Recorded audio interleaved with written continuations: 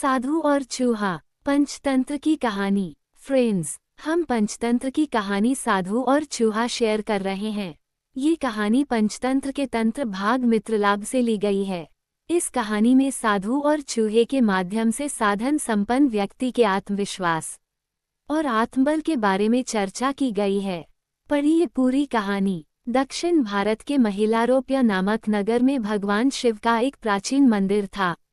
मंदिर की देखभाल, पूजा पाठ और अन्य समस्त कार्यों की जिम्मेदारी एक साधु के जिम्मे थी, जो उसी मंदिर के प्रांगण में स्थित एक कक्ष में रहा करता था। साधु की दिनचर्या भोर होते ही प्रारंभ हो जाती, जब वह स्नान कर मंदिर में आरती संपन्न करता और फिर गांव में भिक्षा मांगने निकल जाता। गांव के लोग साधु को बहुत मानते थे, इसलिए भिक्षा में अपने सामर्थ्य से अधिक ही दिया करते थे।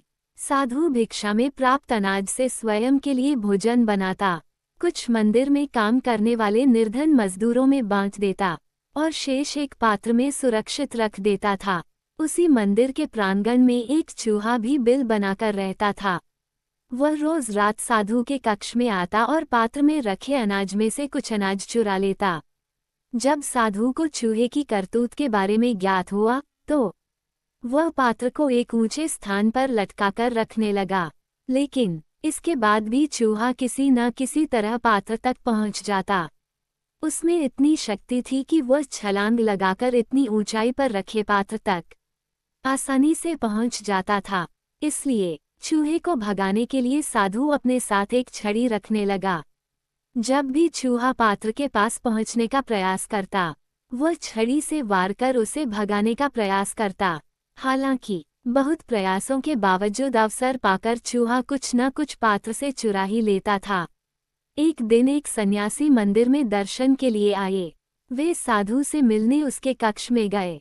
साधु ने उनका स्वागत किया और दोनों बैठकर वार्तालाप करने लगे, परंतु साधु का पूरा ध्यान सन्यासी की बातों में नहीं था। वह हाथ में छड़ी पकड़े हुए था और उससे बार बार जमीन को ठोक रहा था। अपनी बातों के प्रति साधु का विरक्त भाव देख सन्यासी क्रुद्ध हो गए और बोले, प्रतीत होता है कि मेरे आगमन से तुम्हें कोई प्रसन्नता नहीं हुई। मुझसे भूल हो गई जो मैं तुमसे मिलने आ गया। अब मैं कभी यहाँ नहीं आऊँगा।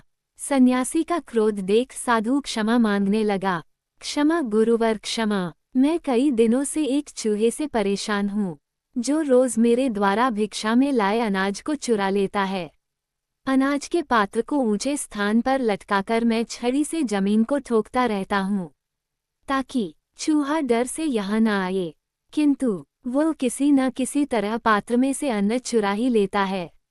उस चूहे के कारण मैं आपकी ओर पुनर्ता ध्यान नहीं दे पाया। क्षमा करें। सन्यासी साधु की परेशानी समझ गया और बोला, अवश्य ही वह चूहा शक्तिशाली है, तभी इतनी ऊंचाई पर रखे पात्र तक छलांग लगाकर अन्न चुरा लेता है। हमें उसकी शक्ति के पीछे का रहस्य पता करना होगा। शक्ति का रहस्य? साधु बोला, हाँ, उस चूहे ने अवश्य कहीं अनाज संचित कर रखा होगा। वही उसके आत्मविश्वास का कारण है। उससे ही उसका भयहीन है और शक्ति का अनुभव करता है और इतना ऊंचा कूद पाता है। साधु और सन्यासी इस निष्कर्ष पर पहुंचे कि किसी भी तरह चूहे के बिल को ढूंढना होगा और उसके अनाज के भंडार तक पहुंचना होगा। अगली सुबह दोनों ने चूहे का पीछा करने का निश्चय किया। प्रातः दोनों चूहे का पीछा करते हुए उसके बिल के प्रवेश द्वार तक पहुंच गए। सन्यासी ने साधु से कहा, इस बिल की खुदाई करो। साधु ने कुछ मजदूरों को बुलवाया। फिर उस समय जब चूहा बिल में नहीं था, मजदूरों द्वारा बिल की खुदाई की गई।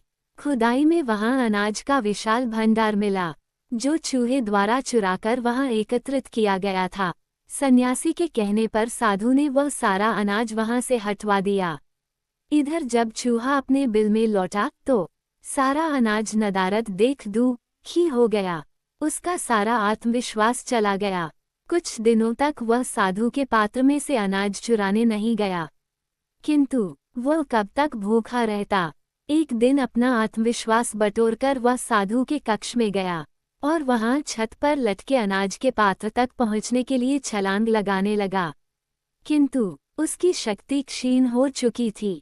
कई बार छलांग लगाने पर भी वह पात्र तक पहुंच नहीं पाया। अवसर देख साधु ने उस पर छड़ी से जोरदार वार किया।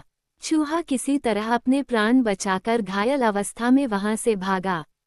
उसके बाद वह कभी न मंदिर गया न ही साधु के कक्ष। कहानी का सार: साधन संपन्न व्यक्तियों में अपने संसाधनों के कारण उच्च आत्मविश्वास और आत्मबल होता है, किंतु संसाधनों का अभाव उनका आत्मविश्वास और आत्मबल क्षीण कर देता है और वे कमजोर पड़ जाते हैं। इस स्थिति में उन पर नियंत्रण प्राप्त करना और उन्हें पराजित कर पाना सरल हो जाता है। फ्रेंड्स, आपको ये कहानी कैसी लगी? आप अपने कमेंट्स के द्वारा हमें अवश्य बताएं। साधु और चूहा पंचतंत्र की कहानी पसंद आने पर लाइक और शेयर करें। ऐसी ही अन्य कहानी पढ़ने के लिए हमें सब्सक्राइब कर लें। थैंक्स।